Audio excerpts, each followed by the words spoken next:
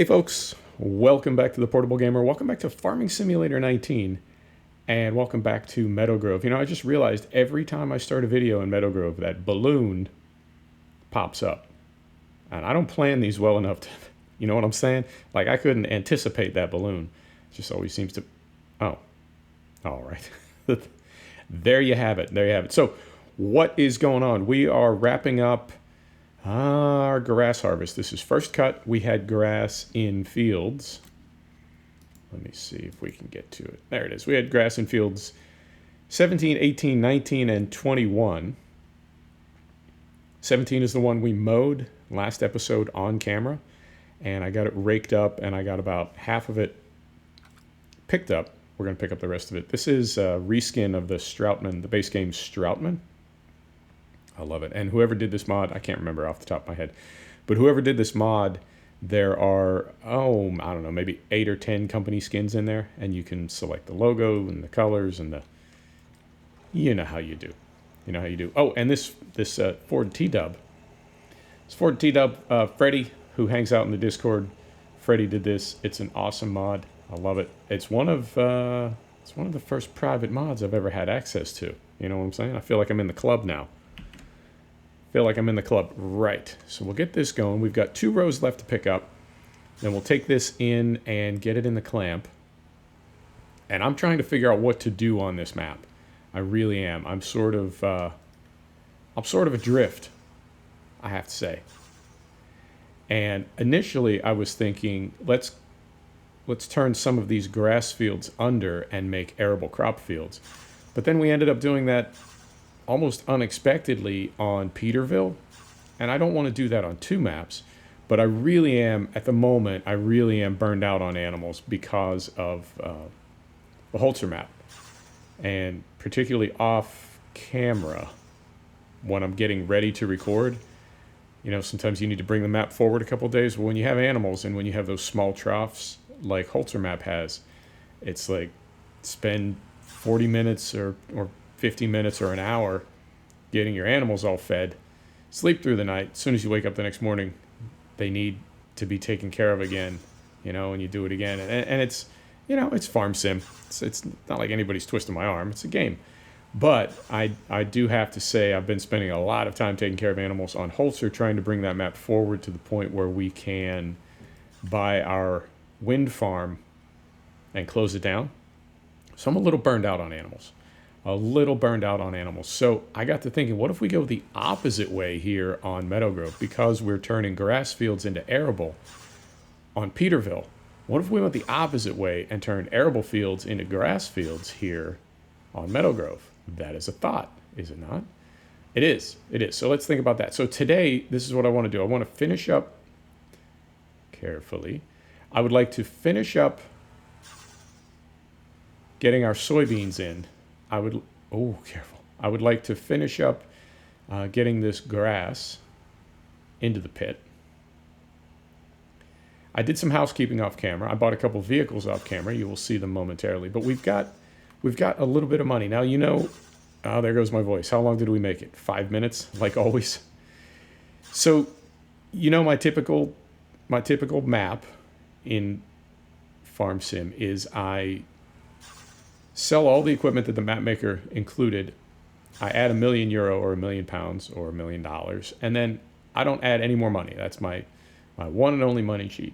So we've got €576,000 left, which seems like a lot, and it's really not.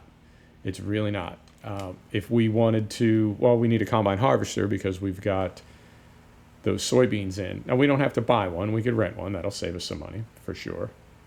We also get up there.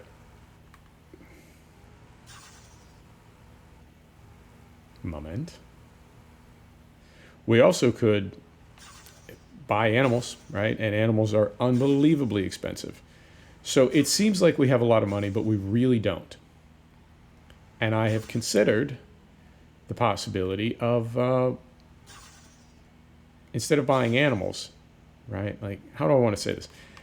Normally on a map, I start with either animals or arable crops. Well, it's kind of a given. But then I'm working toward concentrating. I'm working towards something else. And I thought, what if we do it the opposite way on this map? What if we start with the something else? Ooh, that's a little bit not straight. There we go, that's better. What if we start with the something else and we work our way towards animals, right? So like on Holzer, getting the wind farm will be the end of that map. And we're going to get there with animals. What if we do it the opposite way? And I'm not suggesting we get the wind farm to start with here on... There we go. There we go, the other way. I'm not suggesting we start with the wind farm here on Meadowgrove, but I am wondering if maybe we don't buy some other fields, buy the BGA, right, early rather than late. So kind of do it the opposite. So I think we're going to do that. I think we're going to do that today. So let's get over here. We're going to get some things put away, do a little housekeeping. Like I said, I did some off camera. We're going to do a little bit more right now. And in fact, let's do this. Because where that fast track is, it's sort of in the way. It's sort of in the way. So let's get hooked up to our rake. This rake is big for this map. I know it's not terribly big. It's not terribly wide, but it is. I mean, if you saw one of these things in real life, it's as big as a house. So that is arguably too big for this map. And where I really notice it is when I need to park things up and sort of find a home for things. It's a tight yard, but I like that. It's one of my favorite things about UK maps is, well, think about Nuston that we did just a few episodes of. It had that massive yard where you could just kind of dump equipment anywhere. You didn't really need to be super careful. And it's not necessarily that I would dump equipment, but I could. I had some things just kind of parked, you know, along the fence. Not super, you know, but in a yard like this, you have to be organized because there's just no space. There's just no space. Right, so let's lift this up. Oh, I love this tractor. I love it. So we'll get right through there. Right through there. And let's park this over on the other side because we're going to be going down to put soybeans in. Oh, I want to say it's field 24, you know, sort of down the hill here. So we can leave this right in the passage right here, and we'll be heading down there momentarily. Right. Set the brake, turn it off, and now this is out of the way. Perfect. So we'll go back over here, get in the Ford, take the rake back into the yard somewhere and park it. We'll get the mower put away, and then we'll buy some fields, we'll buy some stuff, and then I can show you what I got, and we'll probably end the episode by going down and starting soybeans in that field down the hill, which is, what did I say, 24? Yeah, it is 24. How did I get that right? It's a miracle. Ready, here we go. So what else is going on? Not a whole lot. Not a whole lot. I feel like there was a kind of a burst of activity as far as new games coming out. For me, that was Assetto Corsa Competizione, MotoGP 19, and the Washington DLC for ATS. And I feel like things have kind of slowed down a little bit.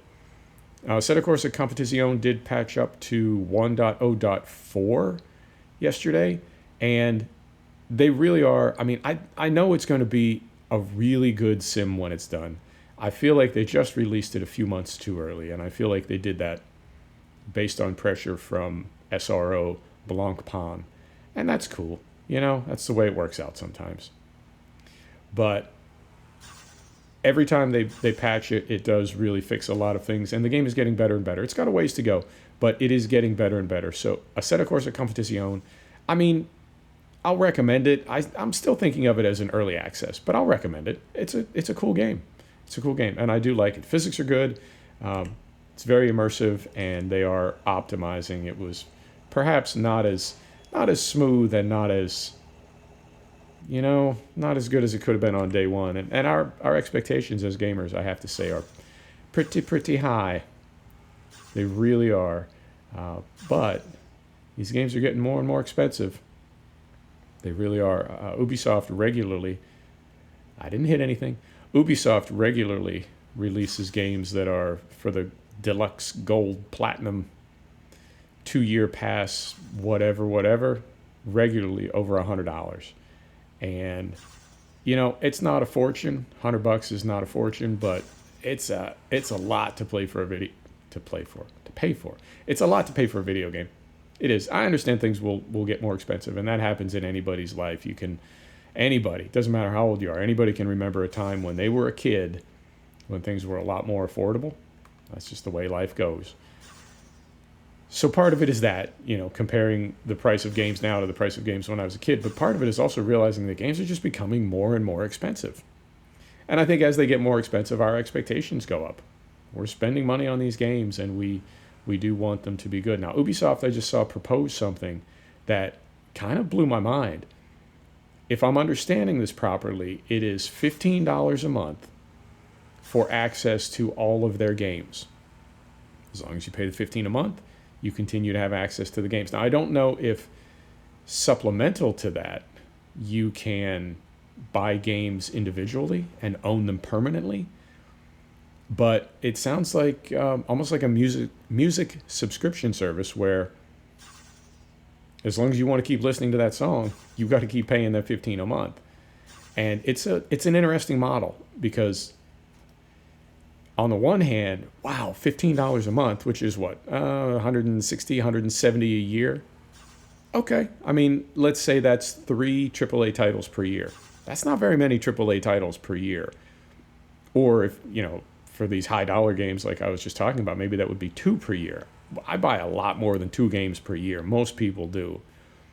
So in that way, it's an incredible bargain. But the downside is you can't ever stop paying, or you lose your tunes.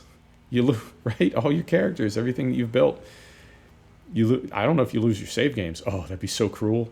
That if you let your membership lapse, you lose all your save games, and even when you start paying again, all your characters are gone. Oh, that'd be rough. But it is an intriguing concept, and I'm curious. I think I would do it. I think I would at least test it. Every Ubisoft game for $15 a month, I think I would do that. I think I would. So we'll see where that goes. And I may have some details wrong there. I'm wrong about stuff all the time. But that's unique, to say the least. We'll see how that all works out. What else is going on? There was one other thing I was going to mention to you. Oh, yeah. I was curious about this. Now, can I lower this without unfolding it? Cover your ears. Nope. All right. So we just need to drop it. Dropped. And then I think we can park this up now. Yeah, we've got everything put away. You want to go spread fert on that field? Yeah, let's do that before we close the gate, and then that will be all of our grass fields fertilized. All right, so I threw our fert spreader up here. Oh, and then, yeah, I said I was going to show you some of the stuff that I got. These are all by 4D modding. This is the Broen bale trailer. No auto load, so I'll have to load this manually. I got the Broen silage trailer over here. I got, you saw the Broen grain tipper. I got the Mengele forager. I got the, well, I guess it's not a forager, that's a loading wagon, slightly different than a forager. Try to use the proper terminology. I got a little telehandler, although it's actually pretty big. It's an articulated one. Those are tricky for me to use because they sort of buck back and forth. Tricky for putting things on trailers. And then I got a front loader. I always say front loader. It's not a front loader, it's a wheel loader. It's a wheel loader. So that is, yeah, I think that's everything that I got for the moment. So, what was I rambling about? Something.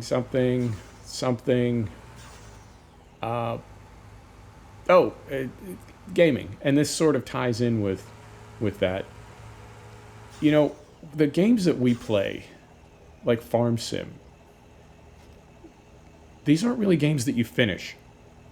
And I think that's sort of in opposition to the way a lot of gaming is focused now as an industry, where you have a 40 or 60 or 80 hour game with an ending, you know, with a boss fight, and then it's over. And you can maybe do multiplayer if you want. You can do this, you can do that. But for the most part, it's almost like watching a movie, wherein you buy the ticket, you watch the movie, and then you're sort of done with it. You may see it again on Netflix. You may even buy it. I guess. Do people even buy movies anymore? I don't think they do. Not really. Not really. For the most part, once you've seen it, once you've bought a ticket for it, you're done consuming that entertainment product. And so a lot of video games, I think, have that same sort of methodology where you buy the game, you finish it, and then you're more or less done with it, and you're on to the next game. Well, these sim games that we play are a little bit like RPG games in a way, in that you can keep playing them for years. And I think that sort of compels a developer, a company like Giants or a company like SCS on the truck sim side, or Race Room, I guess, is another good example. It sort of compels them to give you things to keep buying. And I don't mean that in a bad way. I don't mean like they're tricking you or taking advantage of you or anything, but they're a business. They're a business. And the idea that they would sell you one thing one time and then that would just be it, I don't know that really works as a business model. So I feel like those sorts of studios have to come up with ways to continue selling you things. And what they do is, at least in the case of Giants and SCS, is they sell you DLC. And that's cool. That's cool. I wonder sometimes how viable that model is long term. Now, if this Ubisoft thing takes off, right? If that is a model that other developers begin gravitating toward, that changes everything for companies like Giants, because now every developer, every house, right, is offering access to all of their games to play as much as you want, as often as you want. And I think that could really shake things up a little bit. So we'll see. We'll see. And it's definitely innovative, and I'm sure they've put a lot of thought into it. I say that, and then we talk about how studios and publishers make horrible mistakes and errors in judgment about what people want, and whether a game is good or whether it's ready to be released or that sort of thing. So we simultaneously, or at least I do, we simultaneously mock these developers as being completely out of touch, and then here's me saying, well, surely they've put a lot of thought into this. So we'll see. We'll see. I couldn't imagine. Well, I mean, and that's different as well, because SCS, as an example, they really only have one product. They just have the truck sims. Giants, I think, well, Focus has several products. But Giants, do they really make anything other than farm sim? Nothing of note. We'll see. We'll see. All right, so we're going to lower this. Drop it right there. And we can get this parked up now. We can get some gates closed. And let's buy a little bit of the land. And I think we'll take the JCB down and at least get started on field 24, but I don't think I'll finish it on camera, because we've got a little work to do down there. Right. Where do we want to park this? We'll go right through here. Now, do we live on this farm? There's a tiny house right there. I don't think we live in that house. I feel like we live a little closer to town.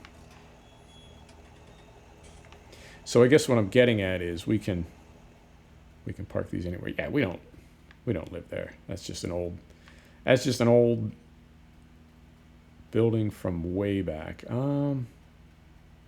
Yeah, this is strictly a farm. There's no farmhouse here. Okay, so we will, well, let me take a look at the map. No house there. No house there. Are there any farmhouses on here? I don't see, oh yeah, I see one right there. Okay, well, I take that back. They are, no, it's not there. I thought this was where the arrow was pointing, but it's actually right over here. Okay, whoa. All right. That's what I was looking for. Okay. So this is our farmhouse. Interesting. Does this open?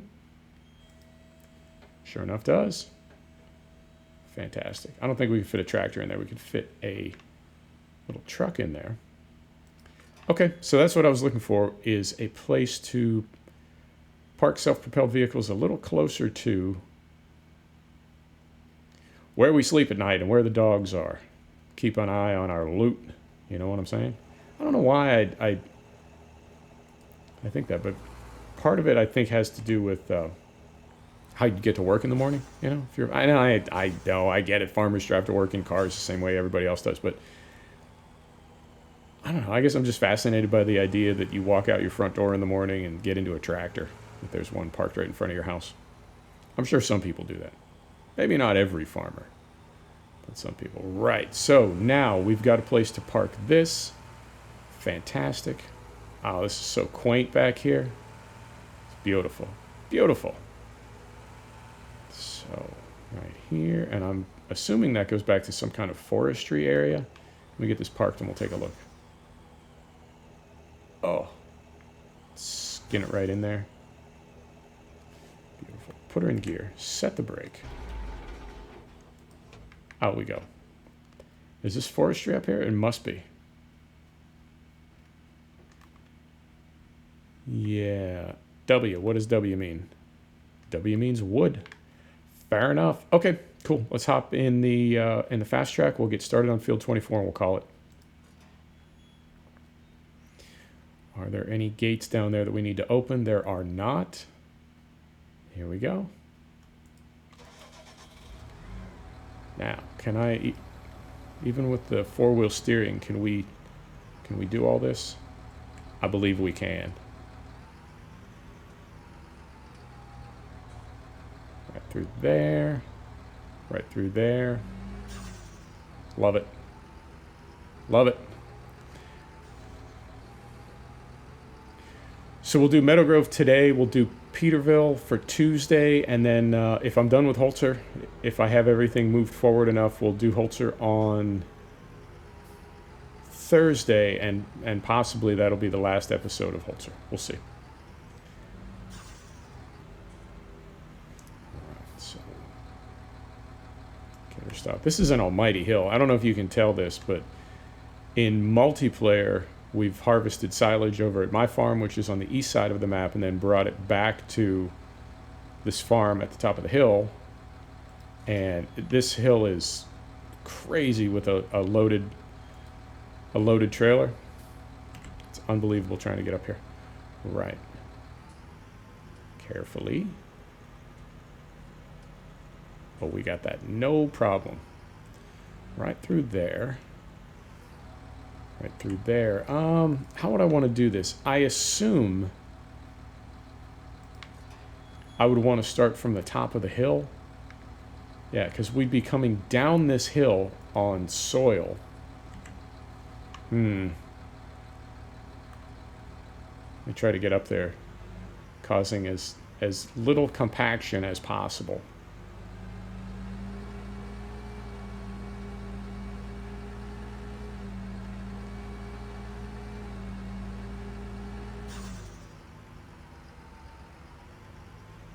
Don't snag the tree.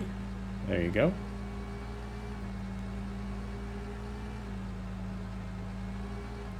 And I think, yeah, this is going to be...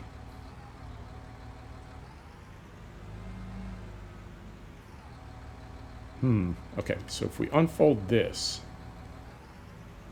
and get this up in here, yeah, this will work out. Line it up a little more accurately. There we go. And we should be, yeah.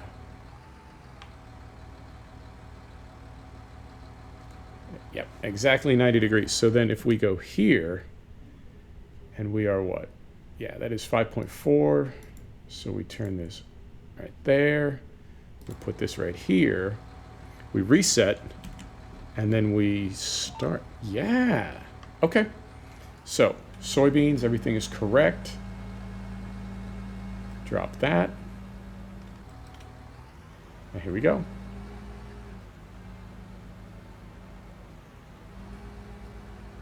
Okay, this is working out. And actually, this field won't take very long at all. I just realized this thing is fairly wide. I mean, for this size field, it's not wide by Peterbilt standards, but 5.5 meter. Yeah, we'll make quick work of this field. Now, do we want to, how do we want to do this?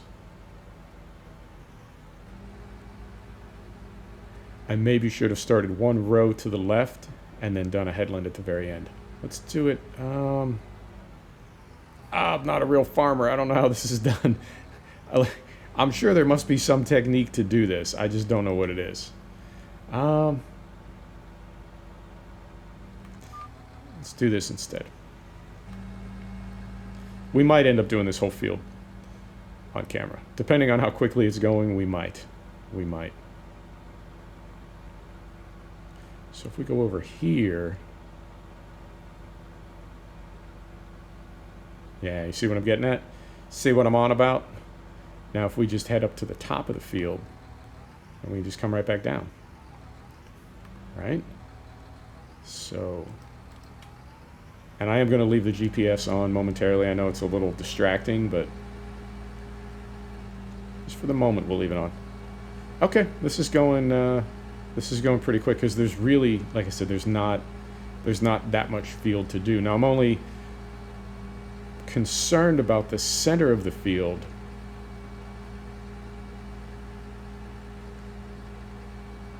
And how much we'll be driving over what we've planted. You know what I mean? Because I feel like at some point there'll be no way for us to make turns in that little triangle area. Unless we started from the inside and worked out. Maybe that would work. So then if we come back here, right?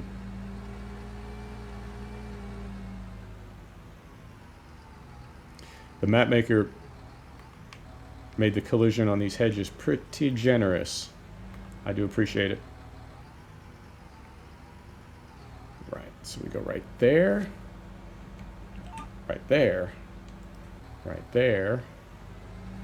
Beautiful. Okay, you know what we could do, I guess, is try to get the center of that little triangular area. You know what I mean? Yeah, let's do that. Let's do that so we're not driving back and forth over an area that we've already seeded.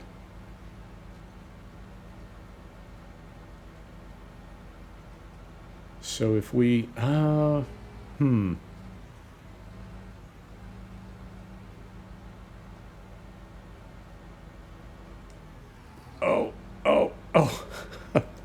a little too far.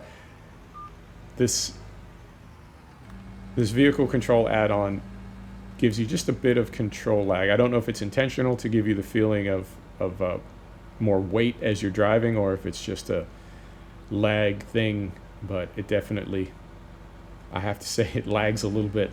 Not the end of the world, but sometimes the braking is not exactly crisp. Right. Back up the hill.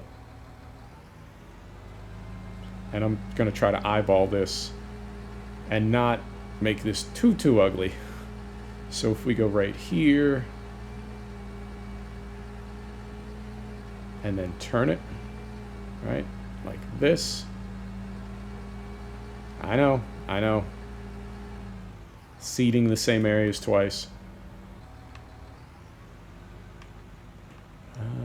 Can we try to get off the field? Yeah. So like that. Oh, believe me, I know this is like no type of authorized farming technique. I feel you. I'm not disagreeing. I'm just kind of winging it here. So we go right up here, right back here, and then right here.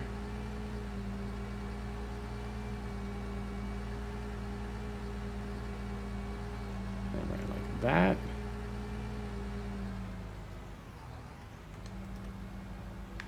And then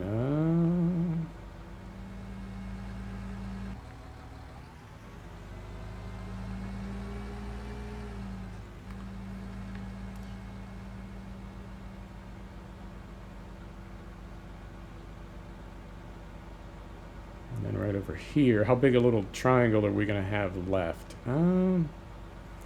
Pretty big. We might need to do a little trim work in there. So we go right back here.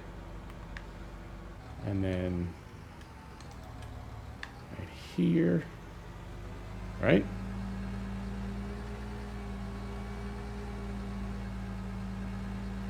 Like so.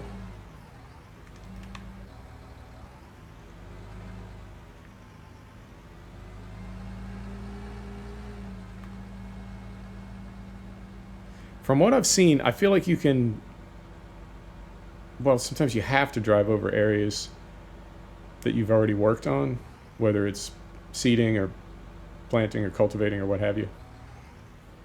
But you try to do it as little as possible. Right. And I think, went too far. Okay. So there's that. Now, if we go here, right? Go right here, that like so, and then up the hill. Okay. So yeah, that worked out. We'll go up, we'll turn around, we'll come back down, and that'll put us at the proper end of the field to access the gate. And there you go, we're done. Okay. So then we'll buy some fields. Yeah, I was going to do that in the middle, but you know, things never... Nothing in these videos ever goes the way I plan it. That's just how it works.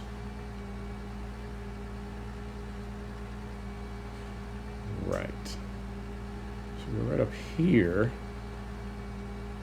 Yep.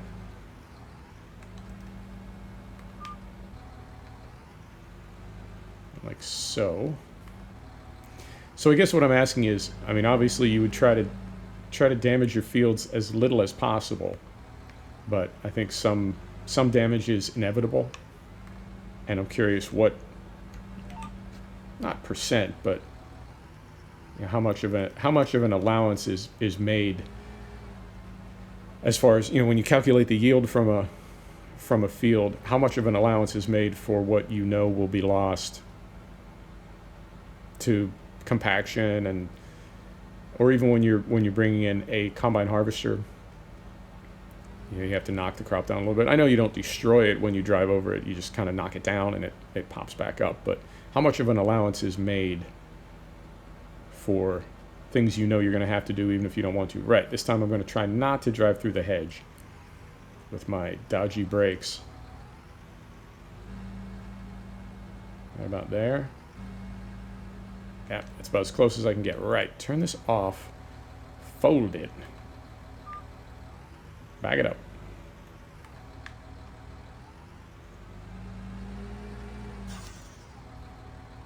Set the brake. Go right there. Back in here. Let's get this turned off. Off. Get rid of that.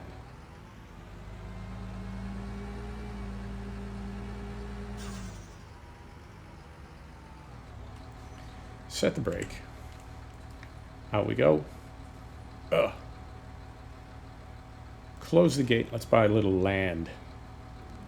All right, that is closed. Beautiful. So these are the areas that I'm thinking of. One is the BGA, which is 71,000. Buy it. Now, this is a grass field here, and it is connected to our yard, and this is an arable field that we can plant as grass, right? This would be on one side, and it is 118,000, and then on the other side, 74 and 85, so this would be about 160,000, but we would then have this whole strip down here. I'm thinking this one because it's so close to the pit. Let's do this one. There you go. So off camera, I will fertilize this grass over here. This is grass, yeah. I will fertilize field 15 so we get a 130% yield from there. And I will plant field 14 probably with soybean this time around, and then next time field 20, 24, and 14 will all be grass. And because we own the BGA and have a place to sell now, right, we can sell the silage that we make and enjoy those fat stacks of cash. So we will rent a combine harvester this harvest. We won't buy one because next time around we might just be on grass. You know what I mean? Next harvest, all grass. We'll see. We'll see. I mean, we've got, if we're not buying animals, we have 386,000. We have everything we need to make all the grass we want.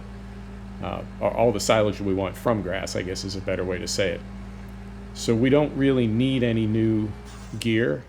And for that reason, we might be better off buying a combine harvester. Maybe? I don't know. I don't know. We'll have to think about that. But we got time. We'll think about it between now and next episode. So if I can very carefully get this in here, this is more or less where it was when we started, and I will get everything put away, get everything parked up. Next episode, we'll sell some silage. Folks, thanks for stopping back to check out The Portable Gamer. Thanks for joining us for another episode of Farming Simulator 19 from Meadowgrove Farm. And we'll see you next time. Take care now.